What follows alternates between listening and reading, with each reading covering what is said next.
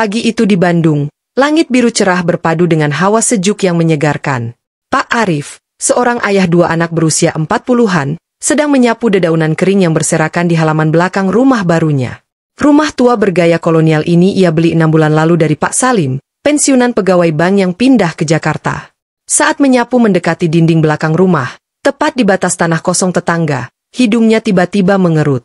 Sebuah bau aneh menyelinap masuk, anyir, menusuk, dan asing. Bukan bau sampah atau bangkai tikus biasa, melainkan seperti daging busuk yang terperangkap di tempat lembab terlalu lama. Ia berhenti menyapu, mencoba mencari sumbernya. Bau itu paling kuat di sudut dinding, tempat plesteran putihnya mengelupas dan menghitam karena rembesan air. Pak Arif mendekat, mengendus pelan. Ingatannya kembali ke obrolan saat beli rumah. Udara pegunungan kadang bawa bau-bau aneh, Pak, kata Pak Salim ramah kala itu. Tapi ini berbeda. Bau ini menggumpal di tenggorokan, membuatnya ingin muntah. Ia menyentuh dinding, dingin dan lembab. Sebuah retakan ramai dikerumuni semut hitam. Sepanjang minggu, bau itu tak hilang. Malah kian menyengat saat matahari sore menyengat tembok. Lalat hijau kecil berputar-putar di sana, meski ia sudah menyemprotkan baygon 3 kali. Istrinya, Ibu Rina, juga mengeluh. Aku ngeri lewat situ, Pak. Kayak ada hantu, bisiknya saat mereka makan malam. Suatu Jumat petang, Pak Arif duduk di teras belakang menyeruput teh hangat. Angin malam berhembus lembut, membawa aroma tanah basah dan bau itu. Sekuat semburan uap panas, ia menyerang hidung Pak Arif. Dadanya sesak. Ia bangkit, mendekati sudut dinding lagi. Di bawah cahaya lampu teras yang redup, bayang-bayang retakan itu seperti mulut gelap yang menyeringai.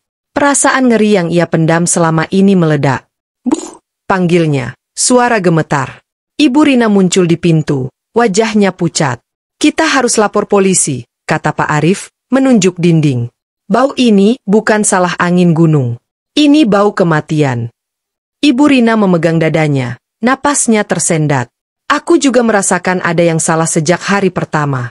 Seperti dinding ini berteriak sesuatu yang mengerikan. Mereka saling memandang, dinginnya malam tiba-tiba terasa menusuk tulang. Keesokan paginya, Pak Arif melaporkan kejadian itu ke Polsek setempat. 2 polisi muda, Bribtu Dedi berkumis tebal dan Bribda Eko yang berkacamata, tiba pukul 10 pagi. Begitu menginjak halaman belakang, keduanya langsung mengernyitkan hidung secara serempak. Wah, baunya khas sekali, Pak, gumam Bribtu Dedi sambil mendekati dinding yang lembab itu. Ia mengetuk-ngetuk permukaannya dengan buku jari. Tok tok tok, suaranya padat. Tapi saat ia beralih ke sudut yang paling hitam dan mengelupas, tok, tok, terdengar hampa, seperti di baliknya ada ruang kosong. Bagian ini, Bang, seru Bribda Eko tiba-tiba.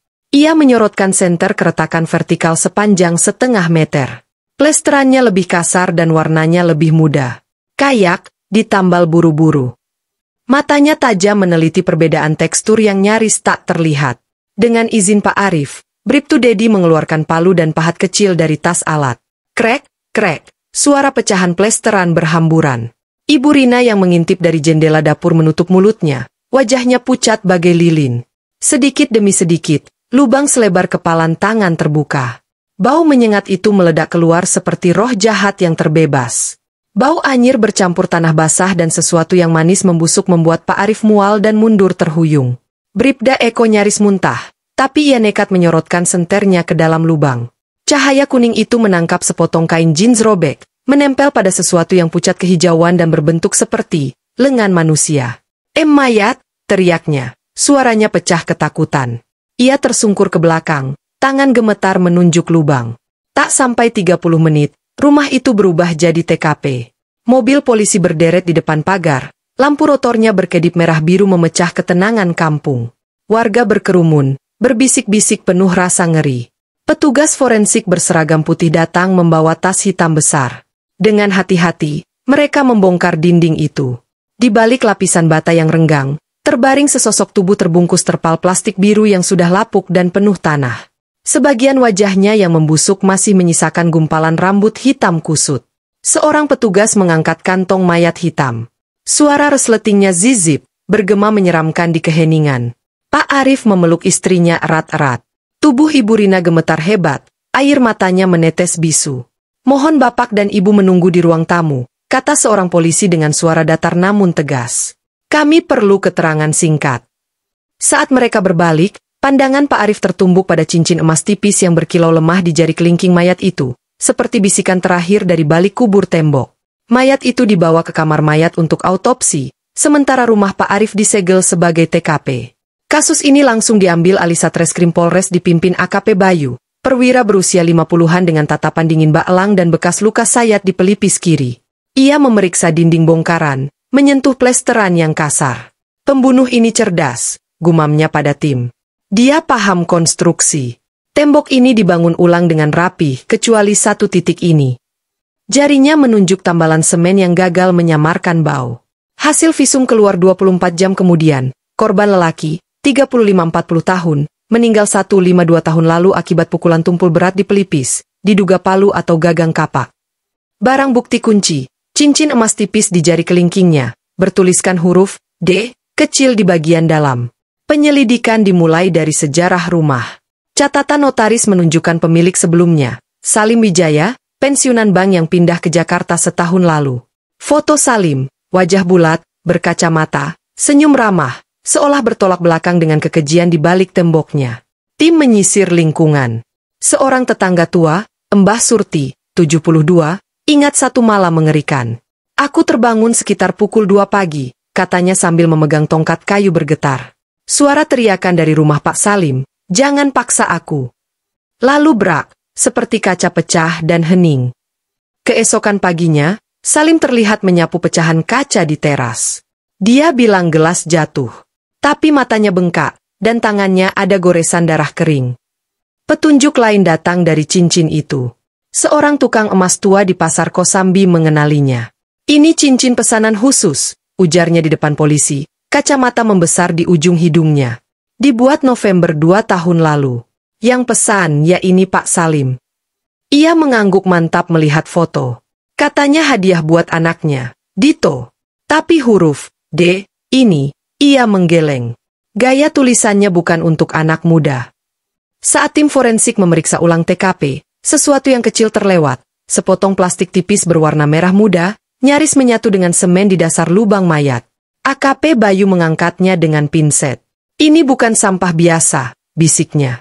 Plastik itu masih menyisakan aroma bunga artifisial, jenis pengharum ruangan mewah merek, Aroma Luxe, varian, Summer Breeze. Cek semua toko di Bandung yang jual ini, perintah AKP Bayu. Hasilnya mengejutkan. Hanya Galeri Wangi di Jalan Asia Afrika yang menjual varian itu. Catatan pembelian tunai 2 tahun lalu menunjukkan satu nama, S. Wijaya. Salim membunuh korban, mungkin bernama D, dari cincin itu. Saat konflik memanas, simpul AKP Bayu di ruang rapat. Dia sembunyikan mayat di dinding yang dia bangun sendiri, lalu tutupi baunya dengan pengharum ini. Matanya berbinar. Tapi dia ceroboh, lupa bahwa plastik kemasan bisa menjadi saksi bisu. Potongan plastik merah muda itu kini terbungkus kantong bukti, selembar lidah iblis yang akan menggiring pembunuh ke kursi terdakwa. Pagi yang mendung menyambut kedatangan AKP Bayu dan 2 anggotanya di rumah mewah Pak Salim di Jakarta. Ruang tamu yang megah berlapis marmer itu kontras dengan wajah Salim yang kusut. Keringat dingin membasahi pelipisnya ketika AKP Bayu meletakkan bukti di meja kaca, foto mayat di terpal biru, cincin emas bertanda D, dan kantong plastik berisi potongan kemasan merah muda. Kami tahu semuanya, Pak Salim, kata AKP Bayu suara rendah tapi memotong. Tukang emas di pasar Kosambi mengaku Anda yang pesan cincin ini. Catatan toko Aroma Luxe membuktikan Anda beli pengharum itu sebelum jual rumah. Ia menunjuk plastik kemasan. Dan ini kami temukan menempel di semen tempat mayat disembunyikan. Salim menggigit bibir bawahnya sampai berdarah. Itu bukan. Siapa? D, ini, sergah AKP Bayu. Menepuk foto cincin. Dia yang Anda bunuh karena mengancam akan membongkar korupsi Anda waktu di bank. Mata Salim membelalak. Siapa yang bilang? Mbah Surti mendengar teriakan Anda. Jangan paksa aku. Malam itu, bukan gelas yang pecah, tapi kepala Dodi, mantan kolega Anda itu, terhantam gagang palu saat ia memeras Anda, bukan? Nama, Dodi, seperti pukulan palu. Salim terhuyung. Ingatannya melesat ke malam kelam itu. Dodi mencengkeram kerah bajunya, wajahnya bengis mengancam. Kalau nggak transfer besok, aku bongkar semua ke polisi. Amarah buta menyambar Salim. Tangannya menyambar palu kayu di meja kerja. Brak, tengkorak Dodi pecah seperti semangka jatuh. Darah muncrat ke dinding. Dia mau menghancurkan hidupku, rintih Salim tiba-tiba, tubuhnya terguncang. Aku kerja puluhan tahun jujur, tapi karena satu kesalahan, dia jadikan senjata. Air matanya mengalir deras. Aku bungkus mayatnya, kubur di dinding, kubuat tembok baru. Kupasang pengharum biar baunya hilang. Ia menatap potongan plastik merah muda itu. Tapi sepotong plastik terkutuk ini meruntuhkan segalanya. AKP Bayu mengangguk pelan. Salim Wijaya, Anda kami tangkap atas dugaan pembunuhan berencana. Klik, suara borgol mengunci pergelangan Salim yang gemetar. Tak ada perlawanan. Matanya kosong menatap halaman mewahnya, penjara terakhir yang ia ciptakan sendiri. Di Bandung, Pak Arif berdiri di depan dinding belakang rumahnya. Lubang mayat itu kini ditutup semen baru, tapi baunya masih tersisa di ingatannya. Seorang polisi memberinya kabar, pelakunya Pak Salim, pemilik sebelumnya. Sudah mengaku. Angin sore berdesir, membawa bisik-bisik daun di pohon jambu. Pak Arif membayangkan Salim yang ramah itu mengayunkan palu, membungkus mayat, menutup rahasia dengan semen. Ia menatap dinding putih itu. Dinding yang berbisik, pikirnya. Ia tahu bau anyir itu akan hilang. Tapi yang takkan pergi adalah rasa ngeri, bahwa setiap rumah bisa menyimpan teror di balik temboknya, bahwa senyum ramah bisa menyembunyikan kegelapan, dan bahwa kebenaran, seperti bau mayat yang merayap dari celah semen, pada akhirnya selalu menemukan jalan untuk bernapas.